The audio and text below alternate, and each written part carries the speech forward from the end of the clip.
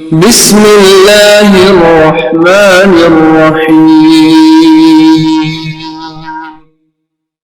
علی امیر المومنین کی ساری زندگی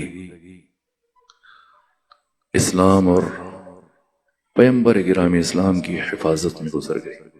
ابتدائی 10 سال جب ختمی مرتبہ کی بعثت کا آغاز ہوا اور بعثت سے لے کر رحلت رسول اسلام تک ابتدائی طور پر تاریخی اعتبار سے مولوی متقیان کی زندگی کے 5 حصے ہیں۔ پہلا حصہ ولادت سے لے کر بعثت تک 10 سال، پھر بعثت سے لے کر ہجرت تک 13 سال، یعنی 10 سال سے لے کر 23 سال تک علی نے دین کے لیے کیا کیا، پھر ہجرت سے لے کر وفات رسول اسلام تک یعنی 23 سال سے لے کر 33 سال علی نے انسانیت، بشریت، دین، اسلام کے لیے کیا قربانیاں دی۔ اور پھر چوتھا دور ہے وفات رسول سے لے کر اپنی ظاہری خلافت تک، یعنی 33 برس کی عمر مبارک سے 58 برس کی عمر تک 25 سال علی نے کیا کیا۔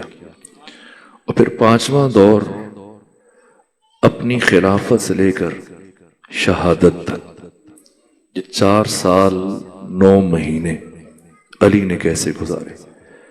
10 سال جو بعثت سے پہلے ہیں، باقی 4 ادوار کے یہ 53 سال، ان 53 سالوں کا ہر لمحہ علی نے توحید پر، اسلام پر، رسول اسلام پر، انسانی اخلاقی قدروں کی بقا اور احیاء کے لیے قربان کیا۔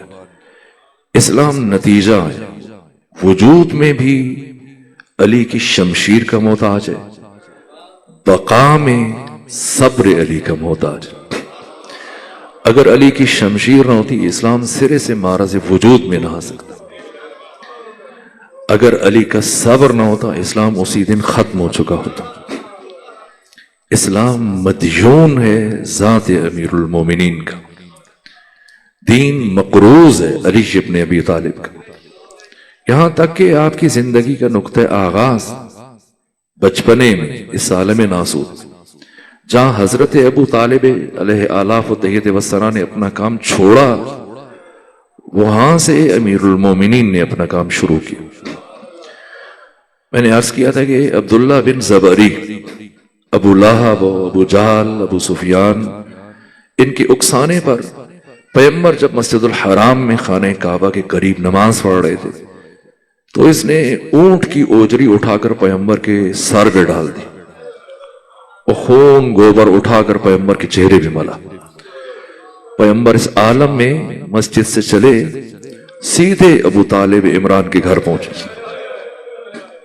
جیسے ہی آپ نے یہ حالت دیکھی ایک مرتبہ غصے سے چہرہ سرخ ہوا، فرمایا میرے بھتیجے محمد مصطفیٰ کس نے یہ گستاخی کی؟ آپ نے بتایا کہ ابو جہل، ابو لہب، ابو سفیان کے اکسانے پر عبداللہ بن زبری نے اور باقی بھی سردار مکہ کے مشرکین مسجد الحرام میں موجود تھے، سب طنز کر رہے تھے، استہزاء، میرا مذاق اڑا رہے۔ یہ ابو طالب عمران ہے جو شجاعت میں علی جیسے شجاع کے باپ ہیں۔ اسی لمحے کسی کا انتظار نہیں کیا، کسی کو آواز نہیں دی، 4 بیٹے طالب ہیں، عقیل ہیں، جعفر ہیں، علی ہیں، نہ کسی بھتیجے کو بلایا، حمزہ جیسا بھائی ہے، نہ کسی کو آواز نہیں دی، نہ کسی غلام کو ساتھ دیا، اکیلے ابو طالب مسجد الحرام کی طرف بڑھے، ہاتھ میں تلوار ہے، اور جیسے ہی مسجد الحرام میں داخل ہوئے یہ تمام افراد، یہ سردار مشرکین مکہ کے اکابرین، جیسی ان کی نگاہ ابو طالب کے چہرے پر پڑی، زندگی میں اس سے پہلے آپ کو اتنا غضبناک نہیں دیکھا گیا۔ اس درجہ کے چہرہ غصے سے سرخ ہے، پسینے کے قطرے زمین پر گر رہے۔ اس کیفیت کو دیکھ کر سب مرعوب ہو گئے، دہشت زدہ ہو گئے، اپنی جگہ چھوڑنے لگے، ادھر ادھر کھسکنے لگے۔ حضرت نے وہیں سے آواز بلند کی، خبردار کوئی اپنی جگہ سے نہ ہٹے، اگر کوئی اپنی جگہ سے ہٹا میں اس کا سر تن سے جدا کر دوں گا۔ اور اس کے بعد پھر وہی خون گوبر زمین سے اٹھایا اور ایک ایک کے چہرے پہ ملا. ابو لہب کے چہرے پہ، ابو سفیان کے چہرے پہ، عبداللہ بن زبری کے چہرے پہ، ابو جہل کے چہرے پہ. اور فرمایا آج کی حد تک میں اسی پر اکتفا کرتا، اور اگر آج کے بعد کسی نے دوبارہ ایسی گستاخی کی زندہ و سلامت نہیں رہے گا.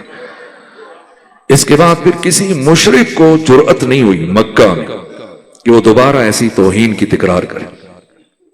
لیکن اب انہوں نے ایک اور انداز اختیار کیا. خود پیغمبر گرامی اسلام کے سامنے آنے کے بجائے اپنے چھوٹے بچوں کو اکٹھا کیا.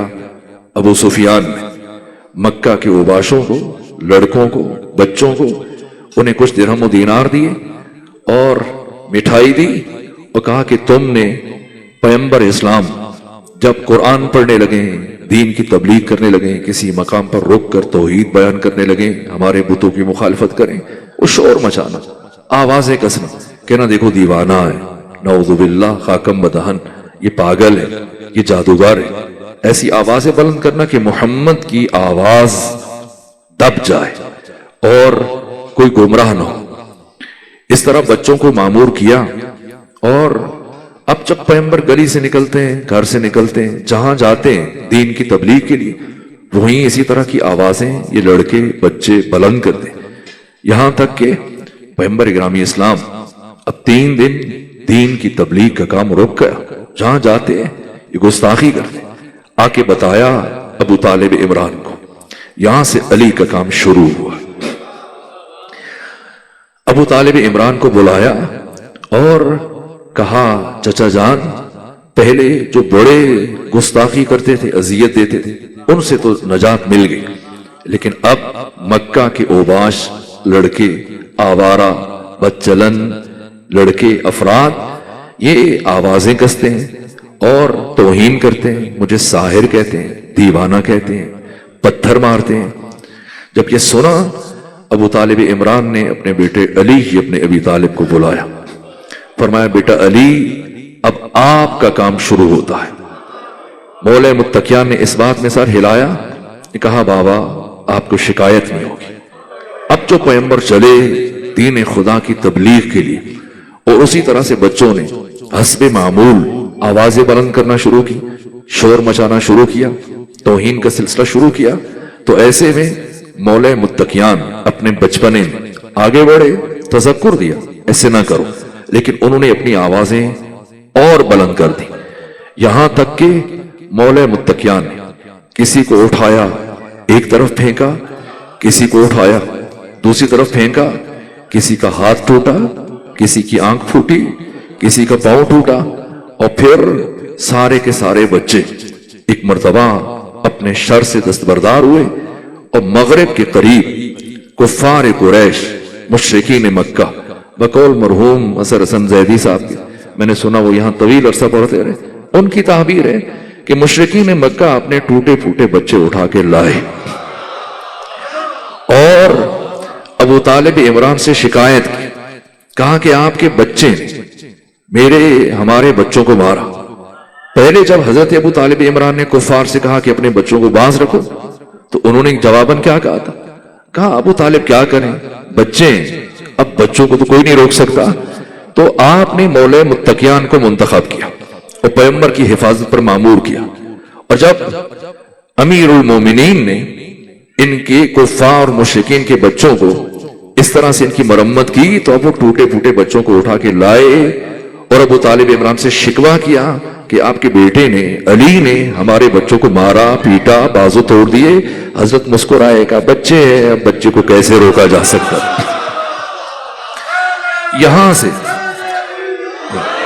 یہاں سے علی کے جہاد کا آغاز ہوا اور پھر قدم قدم پر مکہ کے 13 سالوں میں مسلسل ختمی مرتبت کے ہمراہ سائے کی طرح سے ہر مرحلے میں آپ کے ساتھ رہے، یہاں تک کہ ہجرت تک.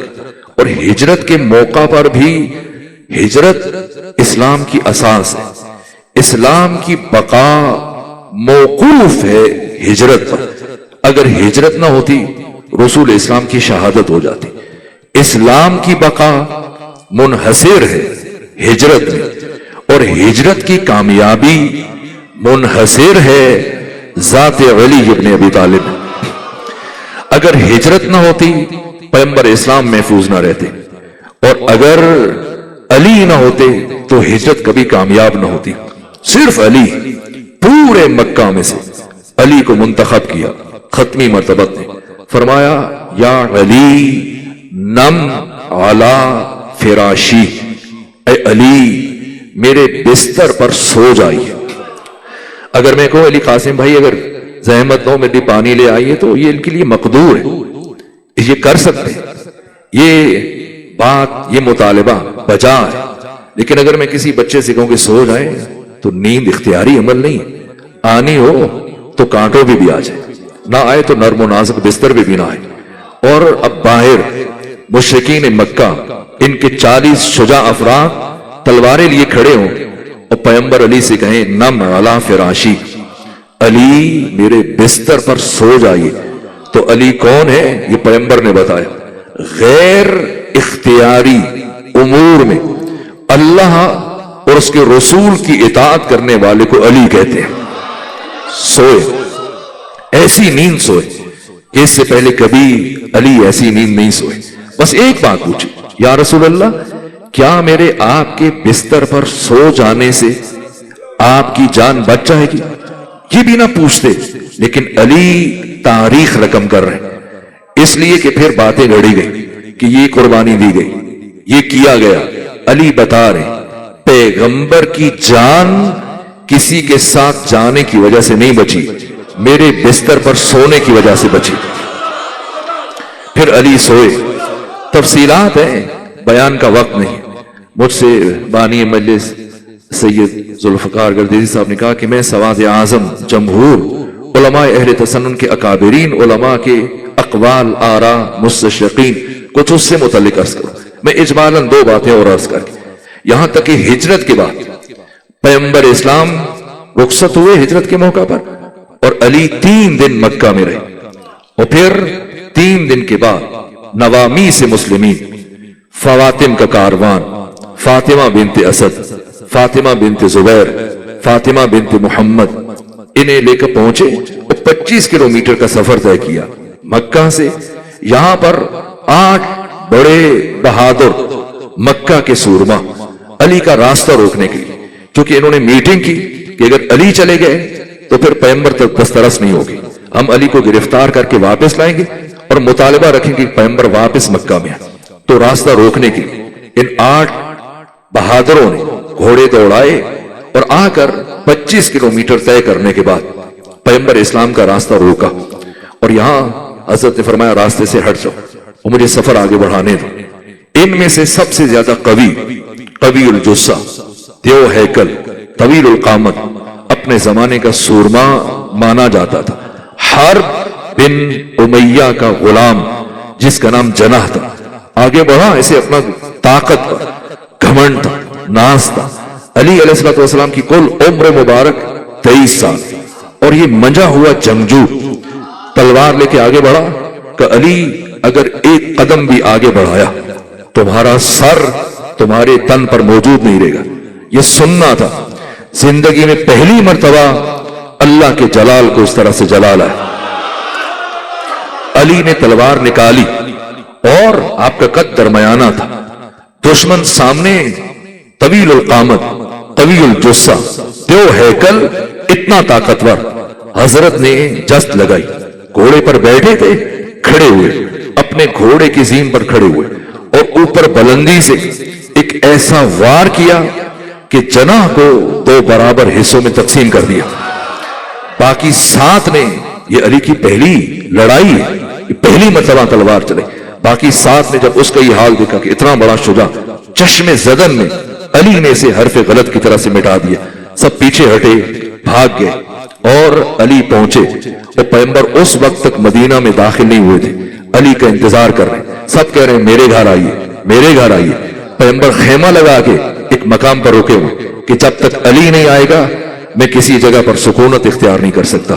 یہ علی امیر المومنین کے مستدرک علی صحیحین میں امام حاکم نشاپوری نے تحریر کیا, جو تتمہ ہے صحیح بخاری کا, صحیح مسلم کا, کہ علی وہ واحد ذات ہے تمام صحابہ کرام میں سے کہ پیغمبر نے صرف آپ کا دروازہ کھلا رکھا، یعنی علی ہر حالت میں پاک طاہر طیب ہے۔ علی کی زندگی کا آغاز بھی طہارت سے ہوا، علی کی زندگی کا انجام بھی طہارت سے ہے۔